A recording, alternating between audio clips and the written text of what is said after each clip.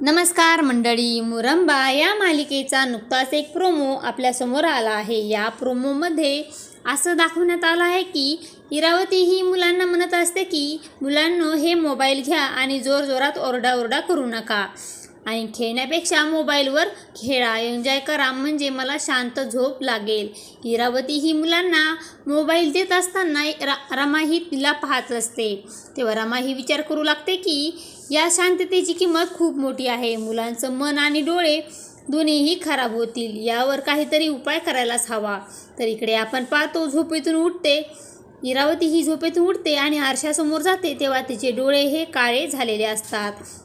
तेव्हा ती स्वतःलाच घाबरते आणि म्हणते की माझ्या डोळ्याखाली काजळ कोणी लावलं असेल। तेव्हा इरावती ही बाहेर येते तेव्हा आरोही तिला पाहून खूपच घाबरते आणि म्हणते की आत्या, तू तर विदूषक दिसत आहेस। तेव्हा रमा ही आरोहीला म्हणते की रोज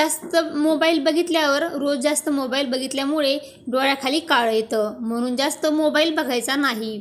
तेव्हा रमा ही इरावतीला चुटकी वाजवते आणि म्हणते की आधीची रमा नाहीये मी, आरोहीची आई आहे। आता तर फक्त डोळे काळे केलेत, इथून पुढे माझ्या मुलीला वाईट सवयी लावण्याचा प्रयत्न केला तर डोळेच काय तर तोंड देखील काळं करेल।